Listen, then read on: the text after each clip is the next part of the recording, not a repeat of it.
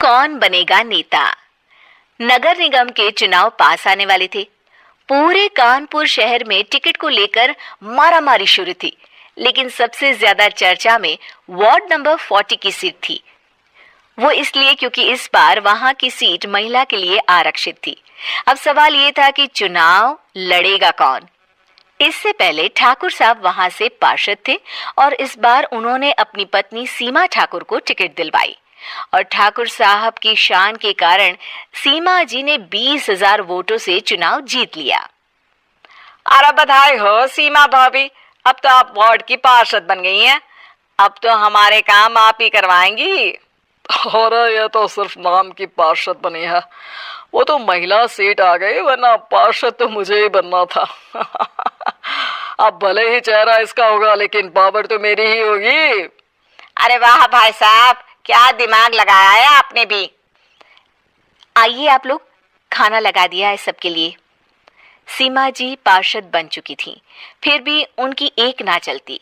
सारे काम ठाकुर साहब खुद ही संभाल लेते और जहां जरूरत पड़ती वहां सीमा जी का अंगूठा लगवा लेते। सीमा जी ज्यादा पढ़ी लिखी भी नहीं थी।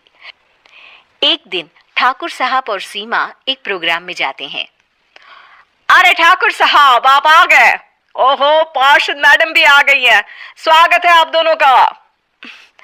लगता है हमारे पार्षद फंड का सही इस्तेमाल हो रहा है। चलिए अब उद्घाटन करते हैं। ये लीजिए ठाकुर साहब कैची, आप ही सबसे पहले प्रवेश कीजिए। सब लोग आगे निकल जाते हैं और सीमा जी पार्षद होने के बावजूद भी पीछे खड़ी रह जाती हैं। वो देखती हैं कि वेलकम बोर्ड पर उनका नाम है, लेकिन महिला होने के कारण कोई उनका सम्मान नहीं कर रहा। अगले दिन एक आदमी उनके घर आता है। अरे ठाकुर साहब नमस्कार। कल ना हम नोटिस किए कि हमारा घर तो अवैध है और नगर निगम वाले उसे तोड़ने आ रहे हैं। अरे कुछ कीजिए ना ठाकुर साहब।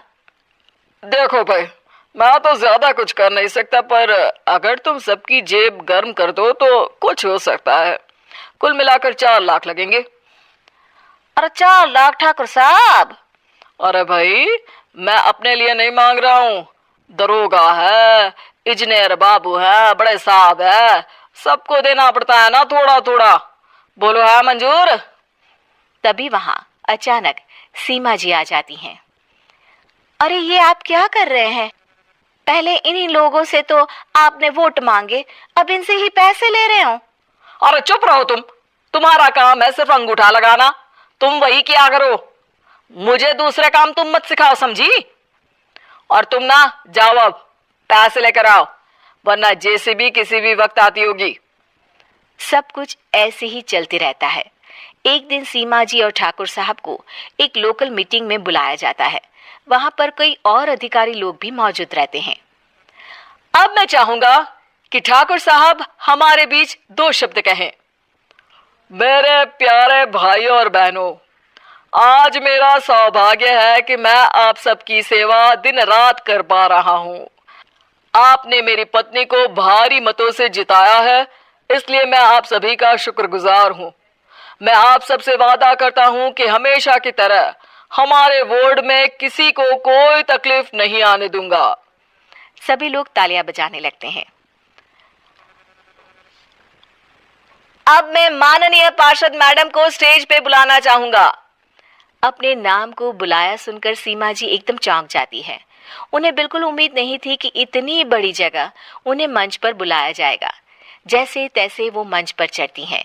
ऊपर जाते ही सीमा जी को सारी पुरानी बातें याद आ जाती हैं कि किस तरह उनके पति उन्हें कभी भी आगे बढ़ने नहीं देते और उनके नाम से गलत काम करते हैं। वो बोलने लगती हैं। मैं आपके वार्ड की पार्षद सीमा हूँ। आप में से बहुत कम लोग ही मुझे जानते होंगे, क्योंकि इससे पहले मुझे कभी ऐसा मौका ही नहीं मिला। सारे मौके मेरे पार्षद पति यानी आपके ठाकुर साहब ही लेते रहे, लेकिन आज ये मौका मुझे मिला है तो मैं इसे ऐसे ही नहीं जाने दूंगी। मैं आपको ये बताना चाहती हूँ कि आपके ठाकुर साहब मेरे नाम की आड़ में गैर कानूनी काम करते हैं, जिस पर अंगूठों के निशान मेरे होते थे।